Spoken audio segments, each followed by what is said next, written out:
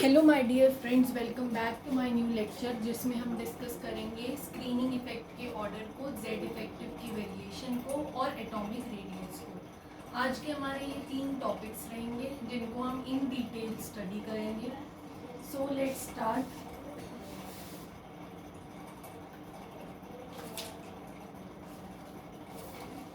सबसे पहला टॉपिक है स्क्रीनिंग इफेक्ट ऑर्डर या shielding effect order, right.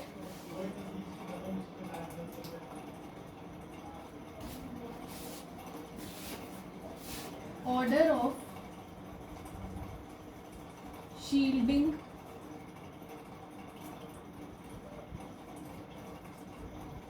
Effect. तो आपको एक चीज जो इसमें याद रखनी है वो है ये ऑर्डर SPD।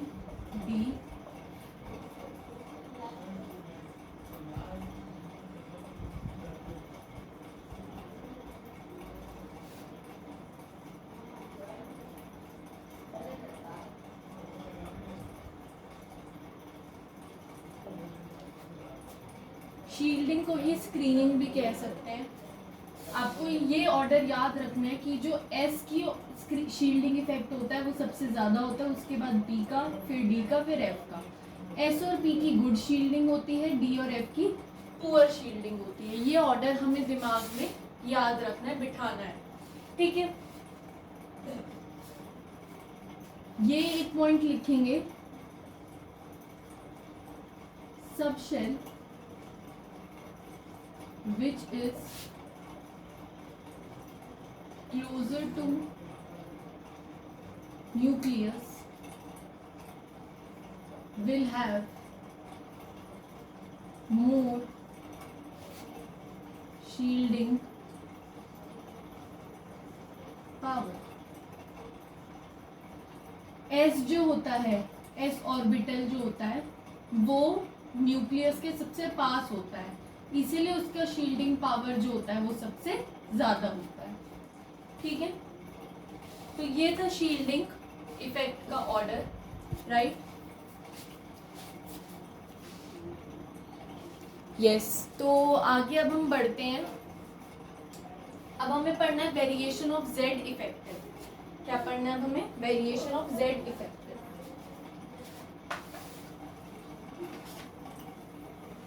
इसमें भी सिर्फ 2 ही पॉइंट्स हैं जो याद रखने हैं, उसके बाद हम एटॉमिक रेडियस पर बढ़ेंगे।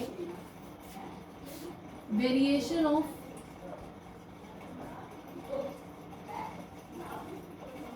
Z effect across the period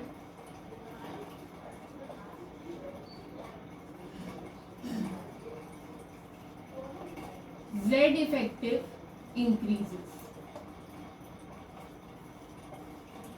down the group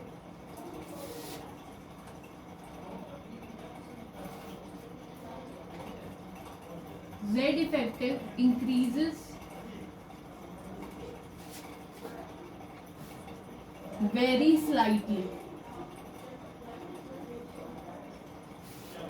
can be considered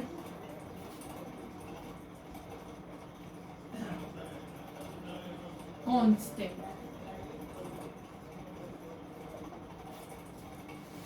variation of Z effective अगर हम देखें अक्रॉस द पीरियड, तो जेड इफेक्टिव बढ़ता है, ये याद रखना है। और down the group Z effective बढ़ता है बहुत ही कम, इतना कम बढ़ता है कि हम उसको कांस्टेंट कंसीडर कर सकते हैं कि जेड इफेक्टिव नहीं बढ़ रहा, ये मान सकते हैं, बहुत ही कम बढ़ता है, ठीक है। तो ये 2 पॉइंट्स थे वेरिएशन ऑफ जेड इफेक्टिव में जो हमें याद रखने होते हैं।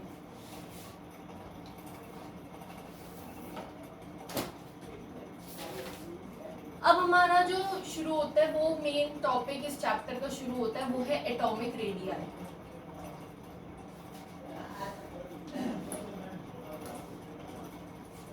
What do you mean by atomic radius? Distance between nucleus and valence electron is termed as atomic radius.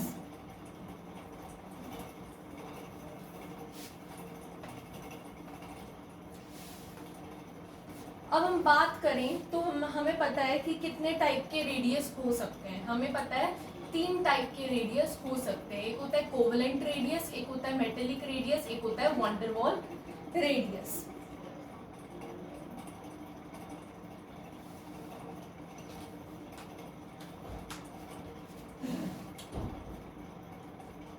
सबसे पहले हम बात करेंगे covalent bond.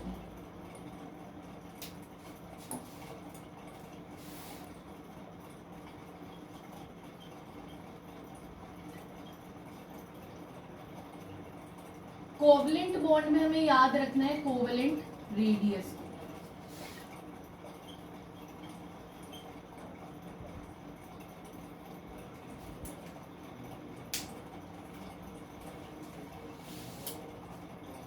It is half of the internuclear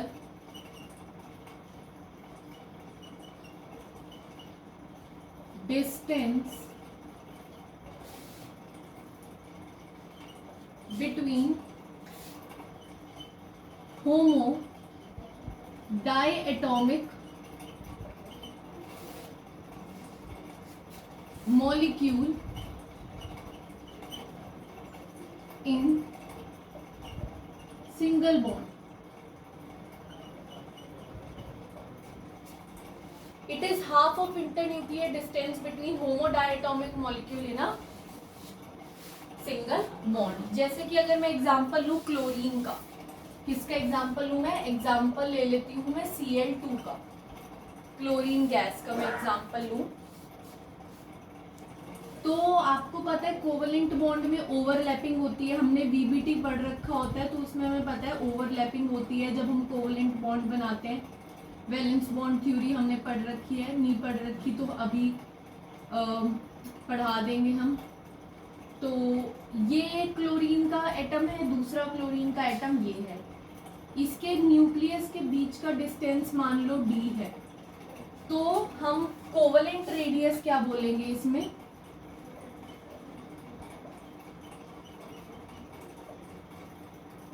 d/2. d/2 will be considered as the covalent radius. देखिए यहाँ पे overlapping दिखा रखी है, तो ये कौन सा बॉन्ड हो शो रिप्रेजेंटेशन हुई? कोवलेंट बॉन्ड की रिप्रेजेंटेशन हुई।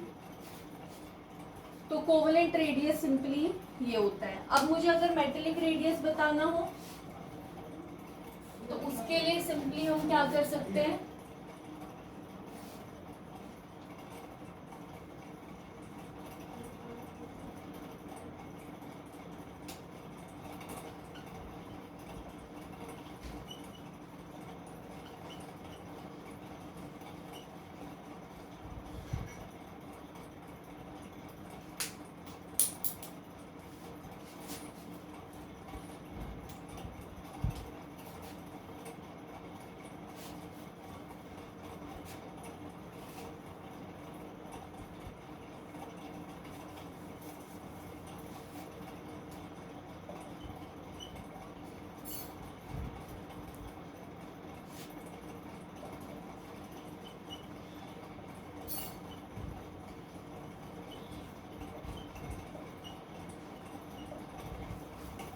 It is half of the internuclear distance between two metallic bonded atoms. तो वो क्या हो जाएगा आपका? सिंपली मेटेलिक रेडियस हो जाएगा। जब मैं मेटेलिक रेडियस को रिप्रेजेंट करूंगी तो मैं इसमें ओवरलैपिंग शो नहीं करूंगी। ये ठीक है। जब मैंने कोवलेंट रेडियस को शो किया तो मैंने यहाँ ये कुछ ऐसा बनाया था सर्कल, सच दैट कि कुछ रीजन ओवरलैप करे। बट जब मैं मेटेलिक बॉन्ड को शो करूंगी तो मैं ओवरलैपिंग नहीं दिखाऊंगी। ठीक है।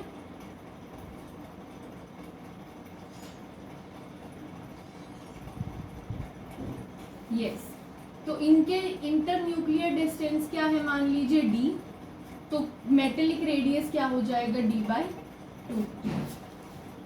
It simply means this. Wait a minute.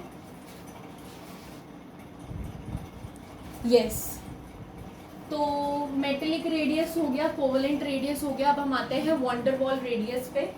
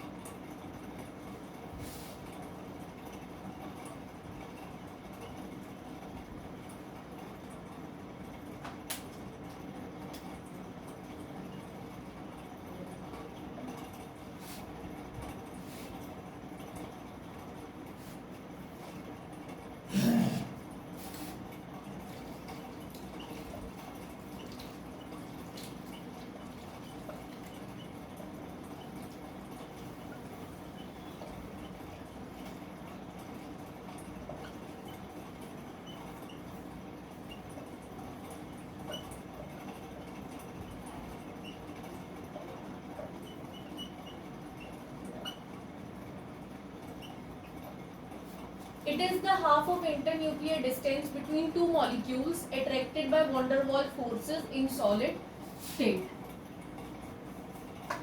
अब जैसे मैंने मॉलिक्यूल्स को दूर दूर रखा और अब मैंने इनके बीच में इंटरन्यूक्लियर डिस्टेंस बताया d, ठीक है, तो van der Waals रेडियस क्या हो जाएगा, d/2 हो जाएगा सिंपली। तो ये तीनों रेडियस के टाइप्स हो गए, राइट। तो r क्या हो जाएगा, d/2 के बराबर हो जाएगा।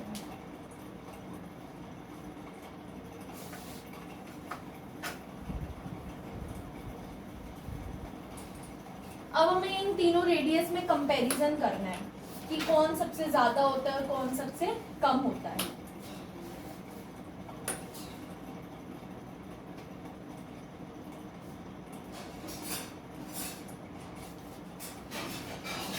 For same element,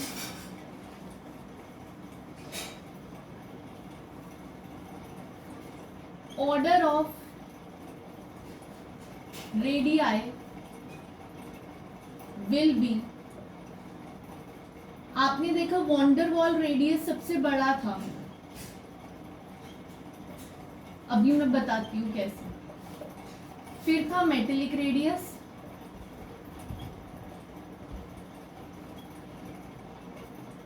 और फिर है कोवेलेंट रेडियस।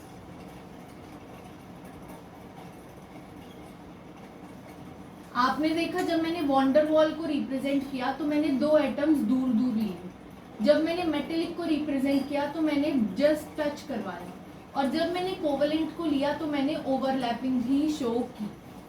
तो आप बताइए इंटरन्यूक्लियर डिस्टेंस सबसे ज्यादा किस में होगा, van der Waals वाले में, फिर किस में होगा, इसमें, फिर किस में होगा, इसमें। तो इंटरन्यूक्लियर डिस्टेंस का जो ऑर्डर होगा वही तो रेडियस का ऑर्डर होगा, क्योंकि radius is equal to internuclear distance upon 2। तो इसीलिए van der Waals रेडियस सबसे ज्यादा है, फिर मेटेलिक रेडियस एंड फिर कोवेलेंट रेडियस। तो ये एक सिंपल सा ऑर्डर था जो हमें याद रखना है। अब हमें देखना है कि जो रेडियस होता है वो किन किन फैक्टर्स पे डिपेंड करता है।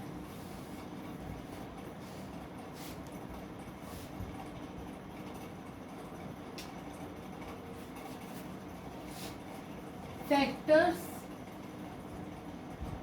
which affect radius। सबसे पहला आता है n value, right. As n increases,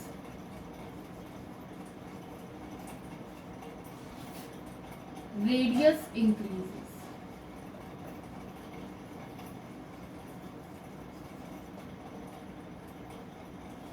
जैसे अगर n इज इक्वल टू 4 है और n इज इक्वल टू 5 है प्रिंसिपल क्वांटम नंबर, तो 5 वाले का रेडियस क्या होगा, ज्यादा होगा।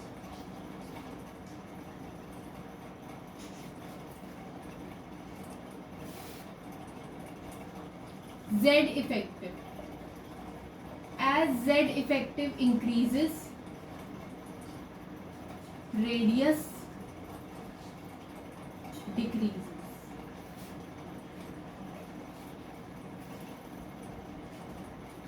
तीसरा है bond multiplicity.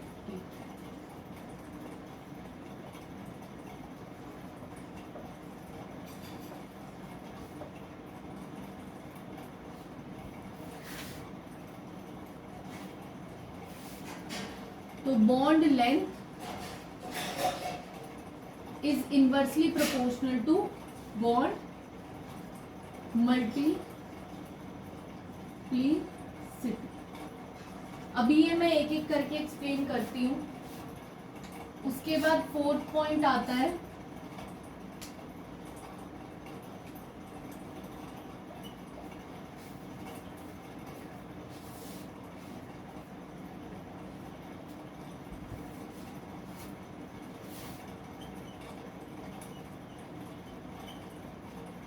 strength of metallic bond।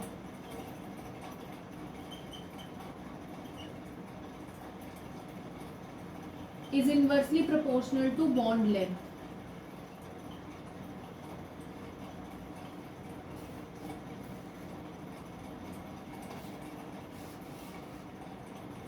And यहां से फिफ्थ पॉइंट आप लिखेंगे मेटेलिक बॉन्ड स्ट्रेंथ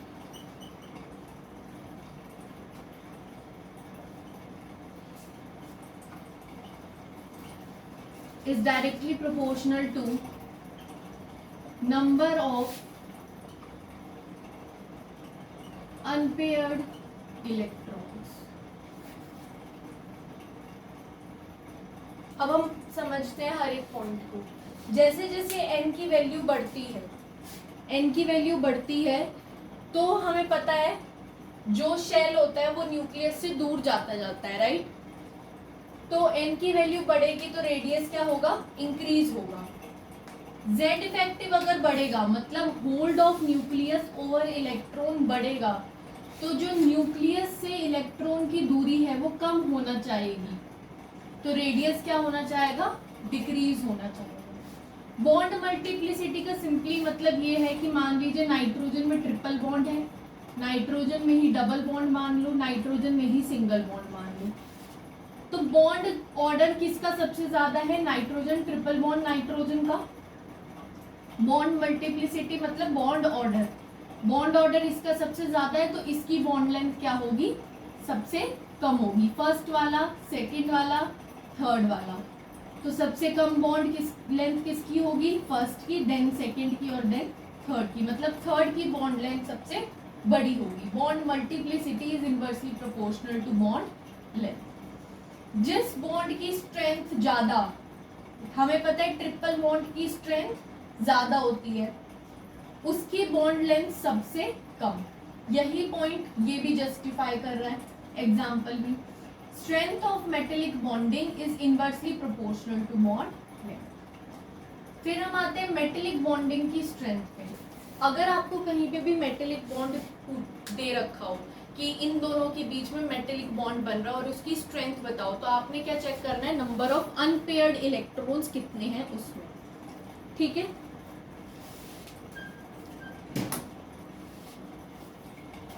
तो ये कुछ फैक्टर्स थे जो रेडियस को अफेक्ट करते हैं। N value, Z effective, bond multiplicity, strength of metallic bond.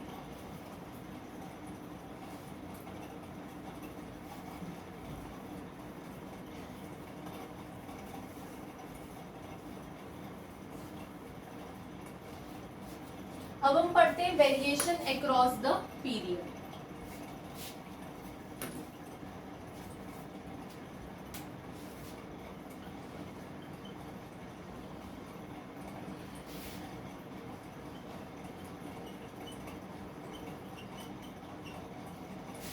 One minute.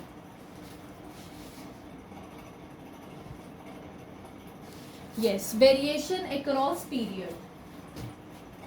आपको पता है अगर मैं एक पीरियड में मूव करूं लेफ्ट टू राइट तो n की वैल्यू तो सेम रहती है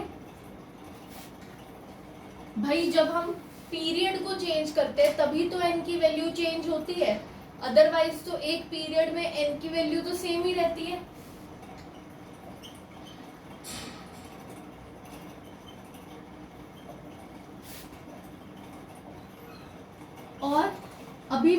जस्ट आज की क्लास में आपको लिखवाया कि across the period Z effective increases, तो एन की वैल्यू सेम है, जेड इफेक्टिव बढ़ रहा है, तो आप खुद सोचिए जेड इफेक्टिव जब बढ़ता है तो रेडियस क्या होता है, डिक्रीज होता है।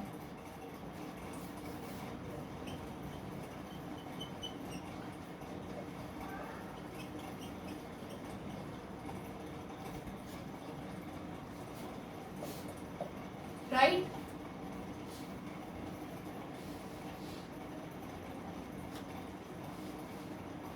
तो अगर हम अक्रॉस द पीरियड जाएंगे,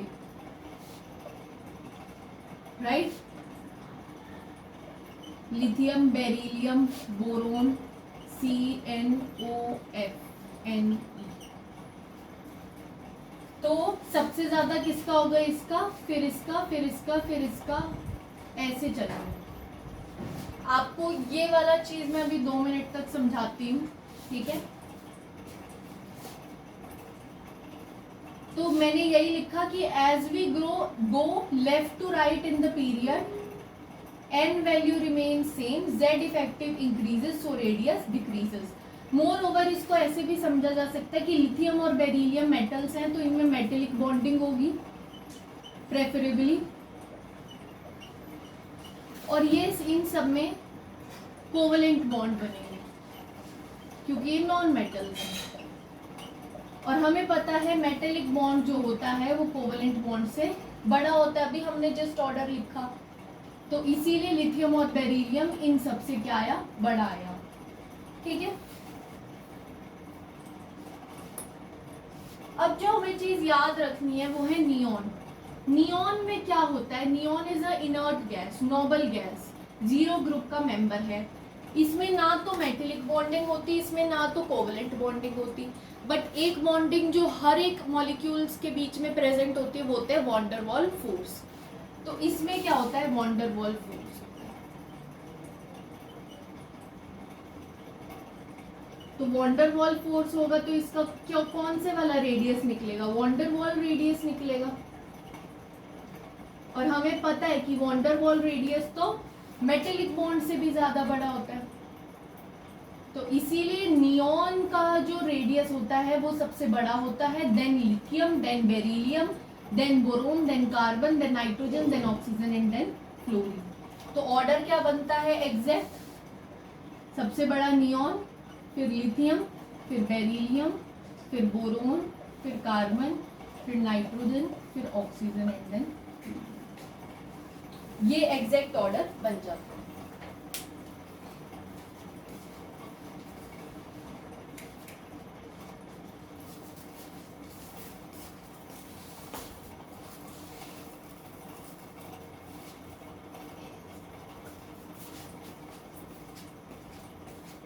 अगर हम सोडियम और आर्गन की बात करें, सोडियम और आर्गन की, तो आप मुझे बता सकते हैं इसमें कौन सा बड़ा होगा?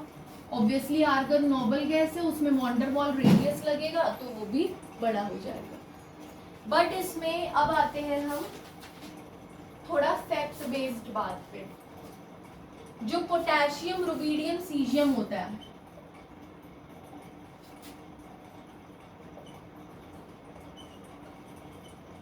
इन तीनों का जो इनकी रिस्पेक्टिव नोबल गैसेस हैं उनसे ज्यादा बड़ा होता है क्या, एटॉमिक रेडियस।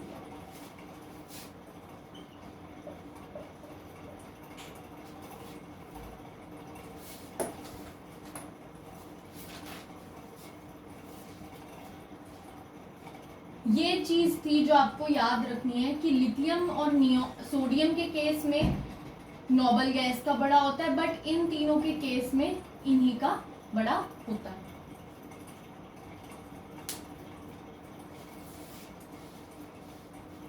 अब हमने वेरिएशन अक्रॉस द पीरियड पढ़ लिया, अब हम डाउन द ग्रुप चलेंगे।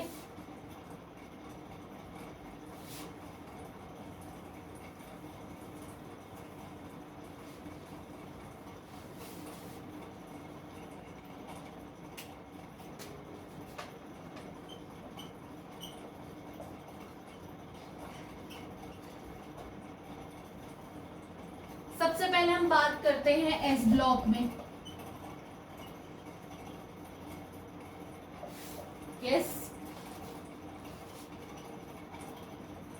अगर हम बात करें एस ब्लॉक की, तो डाउन द ग्रुप हमने अभी पढ़ा कि z इफेक्टिव को तो हम क्या मान सकते हैं, कांस्टेंट मान सकते हैं, और n की वैल्यू क्या हो रही है, इंक्रीज हो रही है डाउन द ग्रुप। तो अगर n इंक्रीज हो रहा है डाउन द ग्रुप, तो रेडियस भी क्या होना चाहिए, इंक्रीज होना चाहिए। यस।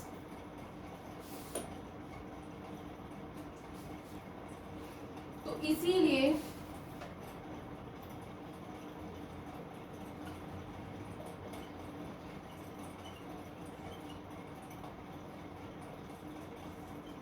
ऑर्डर ये रहता है कि डाउन द ग्रुप सीजियम का सबसे बड़ा radius, then rubidium, then potassium, then sodium and then lithium.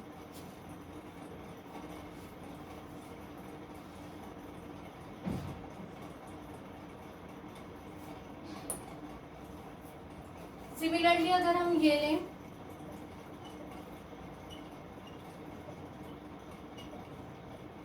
तो इसमें भी क्या आएगा, बेरियम का सबसे ज्यादा और बेरिलियम का सबसे कम।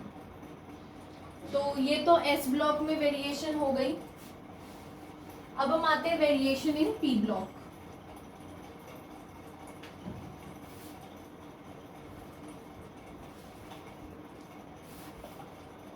पी ब्लॉक में भी z इफेक्टिव कांस्टेंट रहता है, n इंक्रीज होता है, रेडियस इंक्रीज होता है। तो ग्रुप 13 की अगर हम बात करें, तो एक्सपेक्टेड ऑर्डर क्या होना चाहिए हमारा,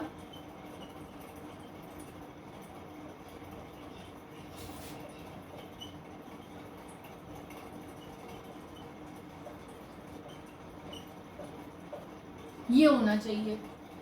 बट इसमें एक वेरिएशन आ जाती है। कहाँ पे वेरिएशन आती है, यहाँ। यहाँ पे क्या होता है, एल्यूमिनियम का साइज गैलियम के साइज से बड़ा हो जाता है। इसका रीजन बहुत ही सिंपल है, जब हम एल्यूमिनियम से गैलियम जाते हैं तो यहाँ पे डी ब्लॉक आ जाता है। पीरियोडिक टेबल में आप अगर देखेंगे तो आपको पता है ये सेकंड पीरियड है, ये थर्ड पीरियड का है और ये फोर्थ पीरियड का, और थर्ड और फोर्थ पीरियड के बीच में यहाँ पे डी ब्लॉक शुरू हो जाता है। तो डी ब्लॉक के आने की वजह से क्या होती है, मैंने अभी आपको लिखवाया था कि D block offers poor shielding. Poor shielding होगी, यानी कि सिग्मा अगर पुअर होगा, यानी कि सिग्मा अगर कम होगा, पुअर का मतलब कम होना, राइट। तो z इफेक्टिव क्या होगा, z माइनस सिग्मा। अगर सिग्मा कम है तो z इफेक्टिव क्या होगा, ज्यादा होगा। z इफेक्टिव अगर ज्यादा होगा तो एल्यूमिनियम से गैलियम जब हम आएंगे तो z इफेक्टिव क्या होगा, ऑलमोस्ट कांस्टेंट रहता है। बट जब हम एल्यूमिनियम से गैलियम आते हैं तो z इफेक्टिव थोड़ा बढ़ता है, राइट। z इफेक्टिव बढ़ेगा तो रेडियस क्या हो जाएगा, कम हो जाएगा। गैलियम का किससे कम हो जाएगा, एल्यूमिनियम से कम हो जाएगा। तो ये ऑर्डर हो जाता है, राइट।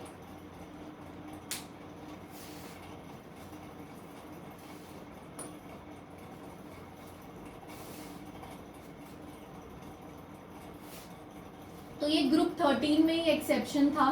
ग्रुप 14 में ऐसा कोई एक्सेप्शन देखने को नहीं मिलता।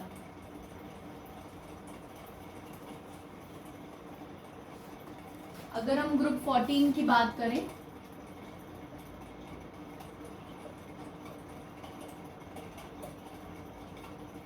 तो इसमें सीधा सीधा variation down the group size will increase.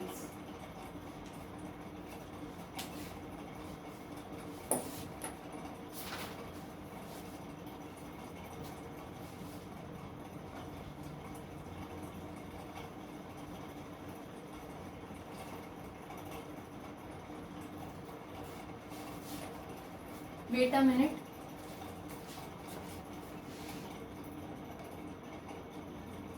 Yes, resuming the lecture. अब हमें वेरिएशन इन डी ब्लॉक पढ़ना है। डी ब्लॉक में क्या होता है,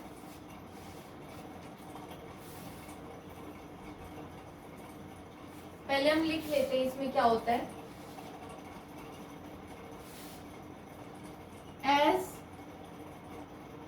atomic number is increasing,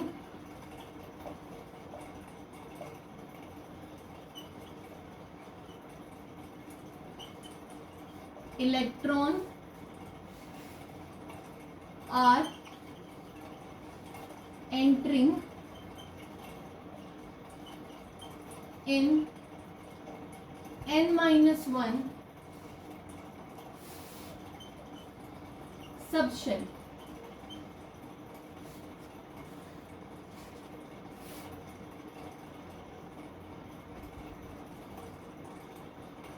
So Z effective increases,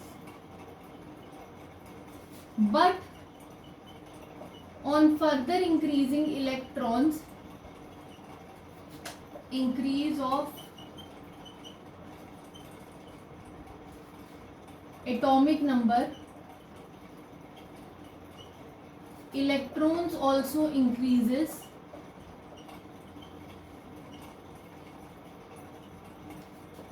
due to which inter-electronic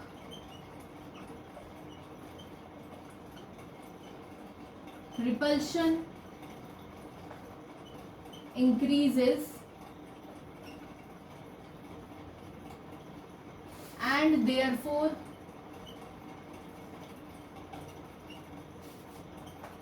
size also increases. तो अब मैं ये एक्सप्लेन कर देती हूँ कि डी ब्लॉक में क्या होता है. हमारा जो इलेक्ट्रॉन होता है, मान लीजिए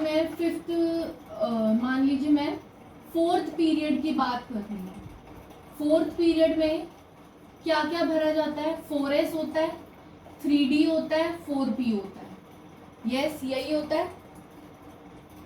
तो जब मैं डी इलेक्ट्रॉन को भर रही हूँ, डी ब्लॉक को भर रही हूँ या डी ब्लॉक के किसी भी मेंबर को भर रही हूँ, तो मैं किस वाले सबशेल में इलेक्ट्रॉन डाल रही हूँ? 3d में. 3d क्या है? n-1d, क्योंकि n तो यहाँ पे क्या है? 4 -1 दैट मीन्स 3d, राइट. तो यानी कि मेरा इलेक्ट्रॉन कहाँ जा रहा है? n-1d में जा रहा है. और हमें पता है d की पुअर शील्डिंग होती है, मैंने अभी लिखवाया था. पुअर शील्डिंग होने की वजह से सिग्मा कम होता है, और सिग्मा कम होने की वजह से Z इफेक्टिव क्या हो जाता है? बढ़ जाता है. सिंस Z इफेक्टिव बढ़ गया तो रेडियस क्या होगा? कम होगा. तो स्टार्टिंग में क्या देखा जाता है कि स्टार्टिंग में रेडियस क्या होता है? कम. बट होता क्या है उसके बाद? अब जैसे जैसे हम इलेक्ट्रॉन्स बढ़ा रहे हैं, जैसे ये न्यूक्लियस है, ये शेल्स है. अब जैसे जैसे हम n-1d में इलेक्ट्रॉन बढ़ाए जा रहे हैं, ठीक है. But on further increase of atomic number electron also increases, जिसकी वजह से ये वाले जो इलेक्ट्रॉन्स हैं ये आपस में रिपल्शन करने लग जाते हैं जैसे जैसे हम इलेक्ट्रॉन्स को बढ़ाते हैं. तो जो रेडियस कम हो रहा था वो कम होने की बजाय इंटर इलेक्ट्रॉनिक रिपल्शन की वजह से, पहले तो देखो रेडियस कम हो रहा था, फिर क्या हुआ? इंटर इलेक्ट्रॉनिक रिपल्शन जस्ट शुरू हुआ, ठीक है, जिसकी वजह से जो रेडियस कम हो रहा था उसको नलीफाई कर रहा है क्या? Inter electronic repulsion. तो कुछ समय के लिए फिर रेडियस क्या रहेगा? कांस्टेंट रहेगा. उसके बाद क्या होगा? Inter electronic repulsion will dominate over the Z effective, ठीक है. और Z इफेक्टिव पे डोमिनेट करने के बाद रेडियस क्या होगा? इंक्रीज होगा. मैं ये अभी अच्छे से लिखवा देती हूँ, दोबारा से बोलती हूँ मैं. रेडियस डिक्रीज हो रहा था क्योंकि Z इफेक्टिव इंक्रीज हो रहा था. बट हुआ क्या? जैसे जैसे मैं इलेक्ट्रॉन और ऐड करती जा रही हूँ तो इंटर इलेक्ट्रॉनिक रिपल्शन की वजह से Z इफेक्टिव और इंटर इलेक्ट्रॉनिक रिपल्शन आपस में क्या हो गए? इक्वल. तो रेडियस क्या हो गया? कांस्टेंट. एक टाइम ऐसा आया जब इंटर इलेक्ट्रॉनिक रिपल्शन इतना ज्यादा हो गया कि उसने Z इफेक्टिव को भी डोमिनेट कर लिया, और इतना ज्यादा इंटर इलेक्ट्रॉनिक रिपल्शन हुआ कि जिसकी वजह से साइज क्या हो गया? बढ़ गया. तो जो हम ग्राफ देखते हैं,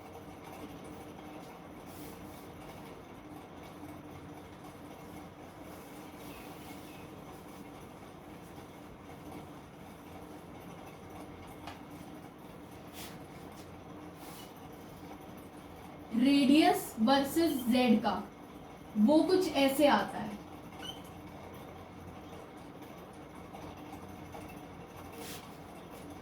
मतलब आयरन, कोबाल्ट और निकल का ऑलमोस्ट सेम आता है, ऑलमोस्ट सेम आता है। यही हुआ, पहले रेडियस डिक्रीज हुआ, फिर रेडियस कांस्टेंट रहा और फिर रेडियस इंक्रीज। कुछ ऐसा सा ग्राफ हमें देखने को मिलता है।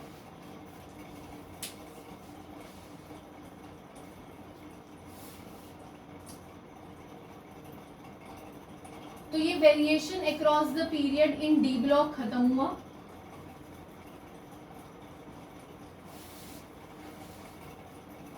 अब हम पढ़ेंगे down the period, down the group. Sorry, मान लीजिए मैं 3D से 4D जा रही हूँ और 4D से मैं 5D जा रही हूँ। तो 3D से जब मैं 4D जाऊंगी, यानी कि फोर्थ पीरियड से जब मैं फिफ्थ पीरियड में जाऊंगी, तो मेरी n की वैल्यू क्या हो रही है, बढ़ रही है, जिसकी वजह से मेरा साइज भी क्या होगा, बढ़ेगा। तो 4D का साइज क्या होता है, 3D से बड़ा होता है। बट जैसे जैसे हम 4D टू 5D जाते हैं, यानी कि जब हम फिफ्थ पीरियड से सिक्स्थ पीरियड में जाते हैं, तो आपको ये याद रखना है कि सिक्स्थ पीरियड में D में एंट्री करने से पहले F ब्लॉक शुरू हो जाता है, राइट? F ब्लॉक शुरू हो जाता है। तो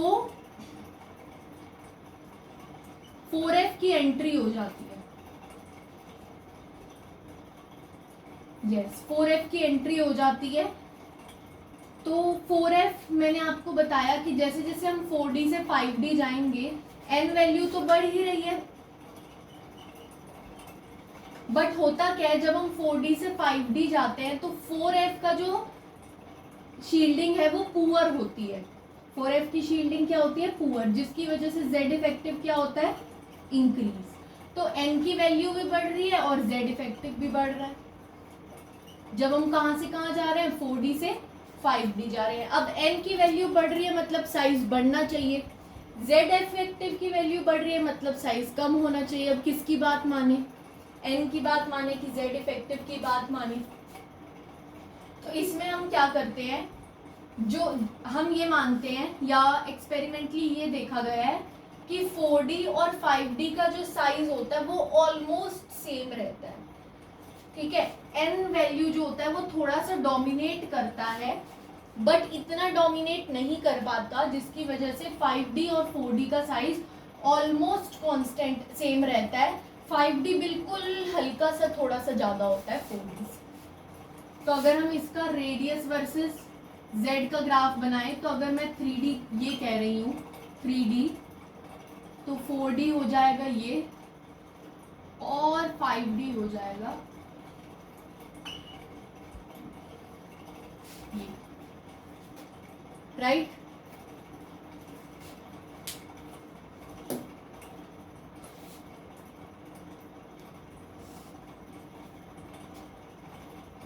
अब हमने S ब्लॉक में पढ़ ली वेरिएशन, P ब्लॉक में पढ़ ली, D ब्लॉक में पढ़ ली। अब बात आती है F ब्लॉक में वेरिएशन की।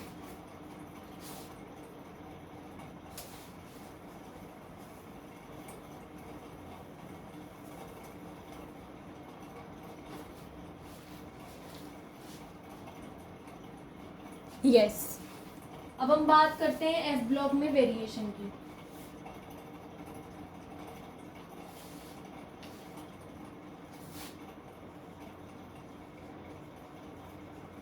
मैंने आपको रिसेंट क्लासेस में बताया था कि 58 टू 71 एटॉमिक नंबर के वाले लेंथेनॉइड्स होते हैं।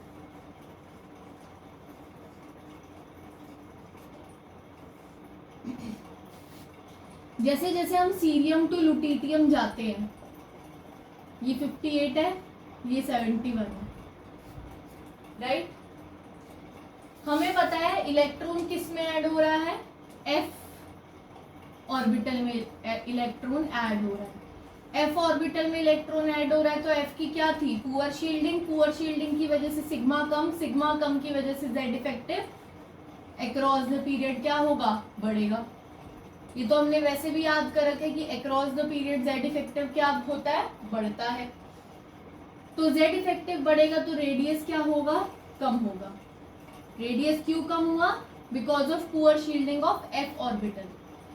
इस रेडियस के कम होने को हम एक स्पेशल नाम देते हैं जिसको हम कहते हैं लेंथेनॉइड कॉन्ट्रैक्शन।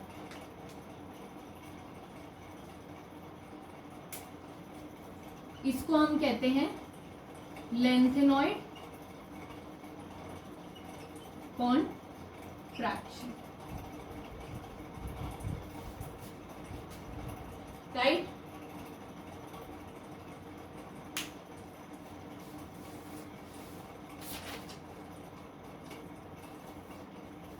अब सिमिलरली ये तो थी 4f की कहानी, ये किसकी कहानी थी, 4f की, लेंथेनॉइड्स की।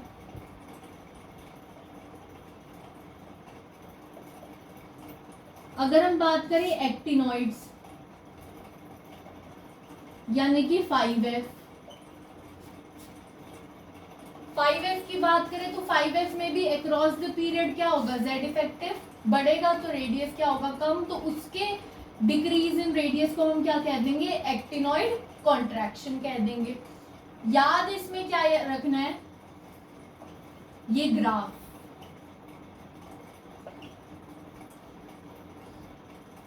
अब मुझे ये बताओ दोनों में ही जेड के साथ साथ रेडियस डिक्रीज हो रहा है, कौन सा लेंथेनॉइड का ग्राफ है और कौन सा एक्टिनॉइड के लिए ग्राफ है। तो जो ज्यादा स्टीप ग्राफ होता है वो होता है एक्टिनॉइड के लिए, और ये होता है लेंथेनॉइड के लिए। यानी कि जो लेंथेनॉइड में डिक्रीज होता है रेडियस में, वो ज्यादा स्टीप डिक्रीज होता है, मतलब थोड़े से जेड के लिए ही बहुत ज्यादा डिक्रीज इन रेडियस होता है। Lanthanoid contraction is more as compare to, sorry, actinoid contraction is more as compare to lanthanoid contraction. तो ये लेंथेनॉइड का ग्राफ होता है जो ज्यादा स्टीप है, और ये वाला, सॉरी, ये एक्टिनॉइड का होता है और ये वाला लेंथेनॉइड का होता है। दोबारा से मैं बोल देती हूँ, मैंने 2-3 जगह उल्टा कर दिया। ये वाला जो ज्यादा स्टीप ग्राफ है वो एक्टिनॉइड का होता है, और ये वाला लेंथेनॉइड का होता है। अब एक पॉइंट याद रखना है,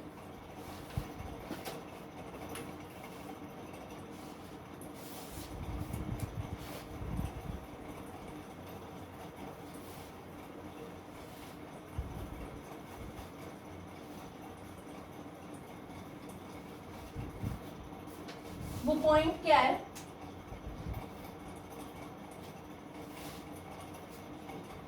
due to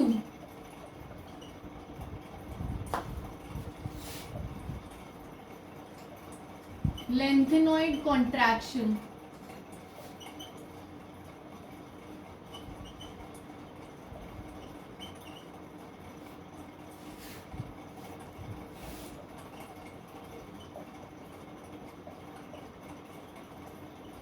basic strength of hydroxides decreases because as per Fajan's rule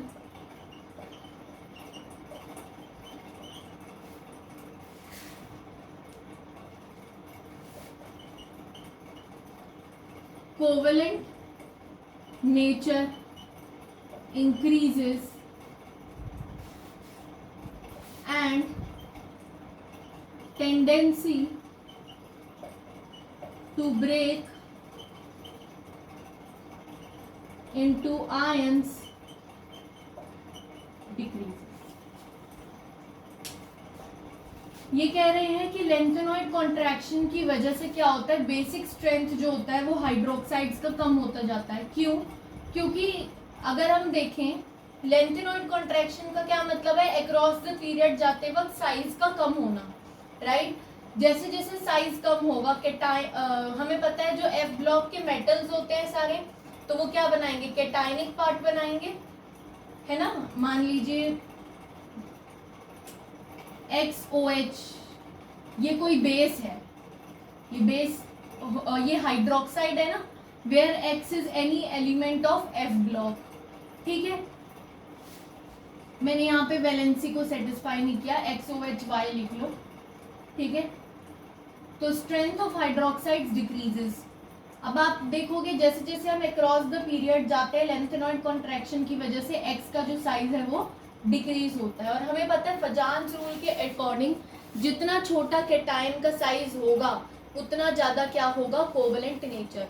तो अक्रॉस द पीरियड जाते जाते इस हाइड्रोक्साइड का कोवेलेंट नेचर क्या होता है, बढ़ता है। कोवेलेंट नेचर बढ़ता है दैट मीन्स आयनिक नेचर कम होता है। आयनिक नेचर कम होता है दैट मीन्स आयंस में टूटने की क्षमता कम होती है। आयंस में नहीं टूटेगा तो अपना हाइड्रोक्साइड कैसे देगा, हाइड्रोक्साइड नहीं देगा तो वो अपनी बेसिक स्ट्रेंथ कैसे शो करेगा। तो basic strength of hydroxide decreases because as per Fajans rule covalent nature increases and tendency to break into ions decreases. ये एक पॉइंट था, ये कई बार, ये मैंने बहुत जगह पॉइंट पढ़ लिया MCQ वगैरह में, तो इसलिए मैंने ये पॉइंट यहाँ लिखवा दिया।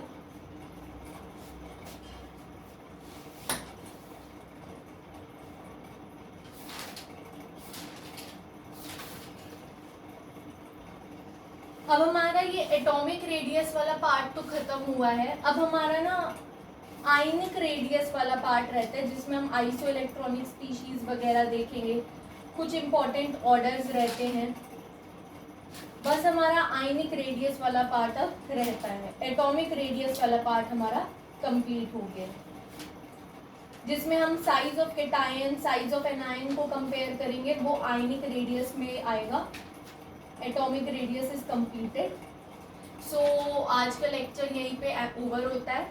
Thank you for watching my lecture. Till then पढ़ते रहिए। Bye bye.